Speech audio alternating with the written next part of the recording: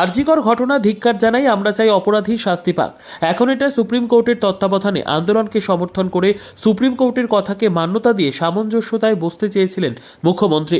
আন্দোলনকারীরা একটা চিঠি দেওয়া হয়, মুখ্যমন্ত্রী সময় দেন 6টা থেকে 9টা পর্যন্ত। তারা দাঁড়িয়ে যান, কিন্তু তারা সাড়া দেননি।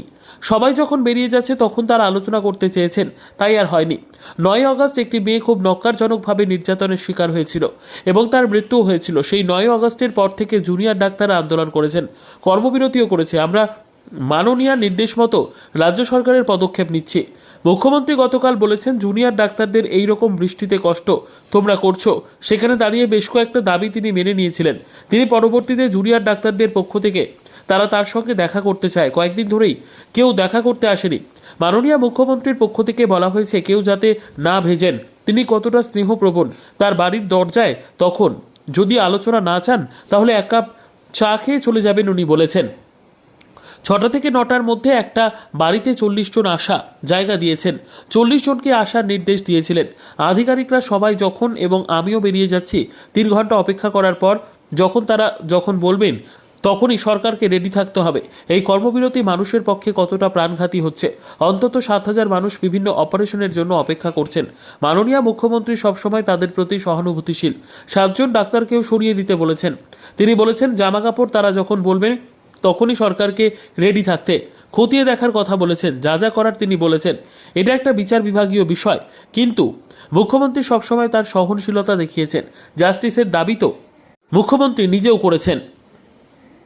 নিজেদের আবেগকে শ্রদ্ধা সবাই জানায়। তিনি নিজে মুখ্যমন্ত্রী হিসেবে নয়, বড় দিদি হিসেবে যতটা মাননীয় মুখ্যমন্ত্রী করার। রাজ্য সরকার তো বসে আছে, কিন্তু তারা যখন বলবেন তখন সরকারকে আসতে হবে, এই ন্যারেটিভ তৈরি করা এটা বোধহয় ঠিক নয়। ওদের 36 দিনের আন্দোলনকে শুধুমাত্র 3 ঘন্টা মুখ্যমন্ত্রী অপেক্ষা করছেন।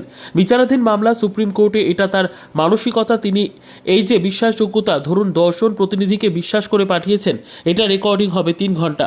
কার প্রভাব আছে? সবাই আমরা মনে করি এরা জুনিয়র ডাক্তার, এরা কর্মক্ষেত্রে ফিরে আসবে।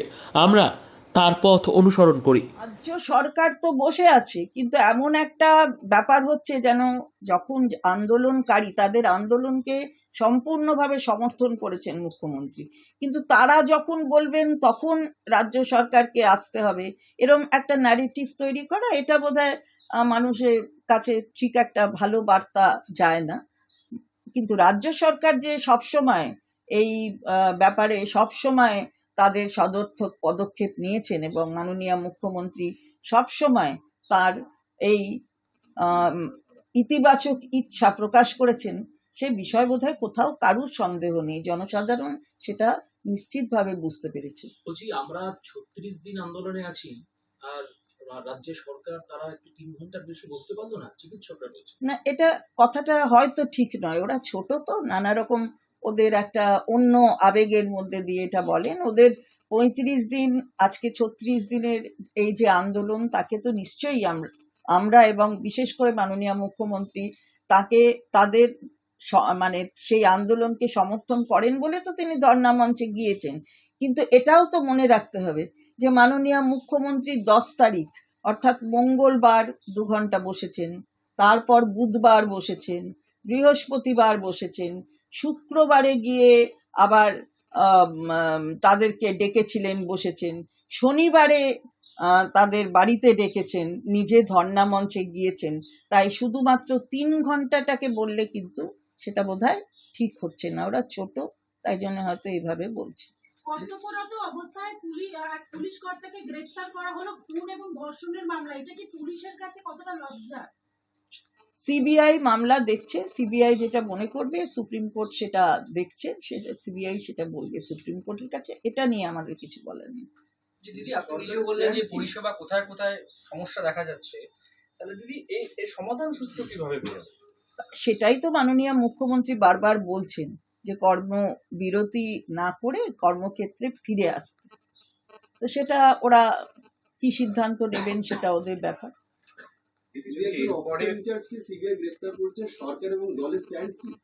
এটা তো স্ট্যান্ডের কোনো প্রশ্ন নেই, এটা তো বিচারাধীন মামলা। বিচারাধীন মামলা সুপ্রিম কোর্টে, সুপ্রিম কোর্ট দেখবে। আর চিকিৎসকদের প্রমাণ তরফে লোপাটের যদি আবারও অনুরোধ আসে সেক্ষেত্রে কি রাজ্য সরকার ফের বিবেচনা করবে কোনো বৈঠকের বিষয়? সেটা যদি আসে তখন, যদি তো হাইপথেটিক্যালি কিছু বলা যায় না, যে যেখানে যেমন হবে তখন সেখানে তেমন আপনারা জানতে পারবেন। তিনি এত কিছুর পরেও যখন আপনারা বারবার অনুরোধ করছেন, আবেদন করছেন, যদি মুখ্যমন্ত্রী এত চেষ্টা করছেন, তারপরে যখন ওনারা কর্মবিরতির পথে হাঁটছেন, তাহলে এরপর কি রাজ্য সরকার কোনো কড়া অবস্থান নিতে পারে? আপনারা দেখেছেন যে মাননীয় মুখ্যমন্ত্রী বারবার বলেছেন তিনি কড়া অবস্থান নিতে চান না, তিনি কোনো রকমের ওরা কোনো অসুবিধের মধ্যে পড়ে সেটা উনি চান না। সুতরাং তার মানসিকতা সবাই দেখেছে এবং ভবিষ্যতেও আপনারা দেখবেন। তিনি প্রমাণ লোপাটের অভিযোগ উঠছে ওসির বিরুদ্ধে, তার জন্য তাকে গ্রেফতার করা হয়েছে, এই বিষয়ে পুলিশ কমিশনার কিছু জানতেন না? আবারও বলছি, এই বিষয়টা বিচারাধীন, আমরা ওই বিষয় নিয়ে এখানে কথা বলতে আপনাদের আসতেও বলিনি, আর ওই বিষয় নিয়ে আমাদের বলারও কিছু নেই, সেটা সুপ্রিম কোর্ট দেখছে। বলছি নিয়মিত দুদিন দেখা গেল যে বৈঠকের ক্ষেত্রে লাইভ স্ট্রিমিং একটা বাধা হয়ে অন্তরায় হয়ে দাঁড়াচ্ছে।